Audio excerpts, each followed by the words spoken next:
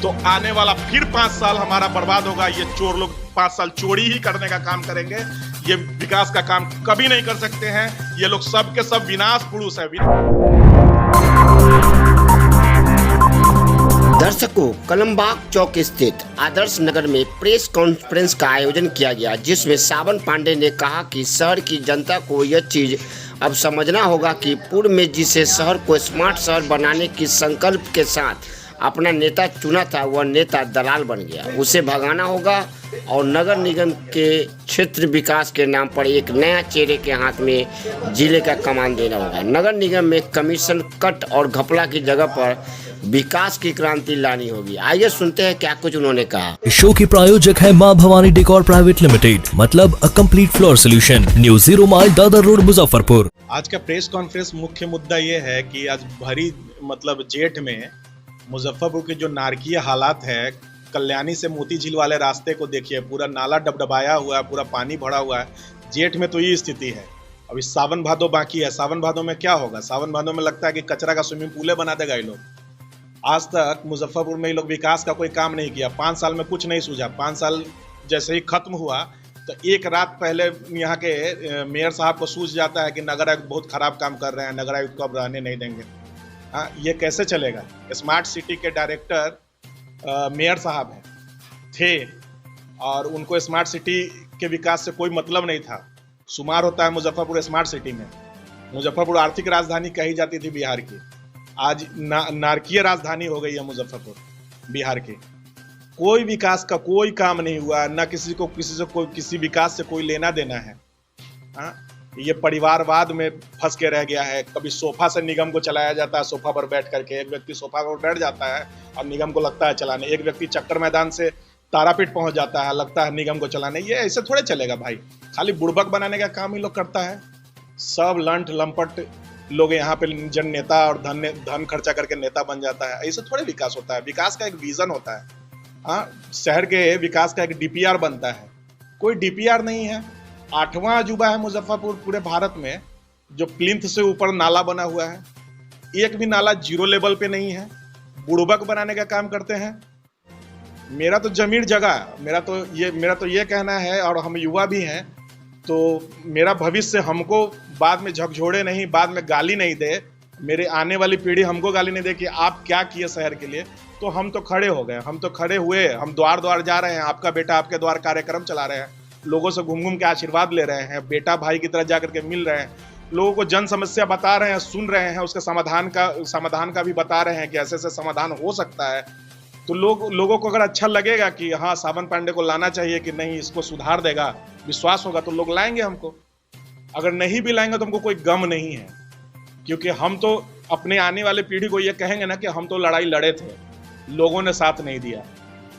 गुलामी की आदत तो शुरू से बनी हुई है। इस गुलामी की जंजीरों को तो तोड़ना ही होगा। देश आजाद हो गया। मुजफ्फरपुर तो हमको 30 वर्ष के हो गए, लेकिन हमको तो अभी तक मुजफ्फरपुर नहीं दिखा। वही मुजफ्फरपुर नजर आता है जब हम होश संभाले पढ़ने गए। पहली बार मुजफ्फरपुर को सेंट जेवियर्स जब आए तो देखे वही मुजफ्फरपुर आज भी है। ये कब तक ड्रामा चलेगा? कब तक नौटंकी चलेगा कि फलने बाबू के बेटा, फलना बाबू की बेटी आकर के यहाँ नेता बनेगा लोग? ये ऐसे थोड़े चलता है। पता चलता है कि चुनाव जीत गए तो ये फलना बाबू प्लॉटिंग कर रहे हैं, प्लॉटिंग में इनकरे पैसा लगा, होटल तो फलने बाबू बनवा रहे हैं। अरे ये ऐसे थोड़े चलता है भाई। तुमको होटल बनाने के लिए थोड़े चुने थे, तुमको शोरूम बनाने के लिए थोड़े चुने थे, तुमको प्लॉटिंग काटने के लिए थोड़े चुने थे, तुमको चुने थे मुजफ्फरपुर के विकास के लिए। तुम सेवक हो, होश में काहे नहीं हो? तुम्हारा काम सेवा करने का है। यहाँ तो बताइए मुजफ्फरपुर में गजब की नौटंकी है। न विधायिका कार्यपालिका से पड़ता है, न कार्यपालिका को विधायिका से पड़ता है। 5 साल में होश नहीं रहता है और एक रात में होश आ जाता है कि जा जा जा, तो कार्यपालिका ही गड़बड़ कर रहा था, विधायिका को अब होश है। यहाँ विधायिका ही कमजोर है। जिसको हम चुन रहे हैं, जिसको हम विधायिका में ला रहे हैं, वही कमजोर है। कोई विजन ही नहीं है कैसे विकास होगा। कालांतर में बना हुआ फरदो नाला, उसका आज लोग कहता है कि हम उसका उड़ाही कर रहे हैं। कैसे उड़ाही कर दीजिएगा भाई? जब फरदो नाला जब बनाया गया था उस वक्त के लोगों के स्ट्रेंथ के हिसाब से बनाया गया था। आज स्ट्रेंथ बढ़ गया मुजफ्फरपुर का, सब लोल भकलोल सब बैठा हुआ है। उन लोगों को समझना चाहिए कि कैसे होगा। एक किसी अच्छे इंजीनियर को तो बुला लो। इंजीनियर भी ऐसे रखे हो, सब लंपटे हैं, सब भूसे पे पास होकर के आया, तो ऐसे कैसे काम चलेगा?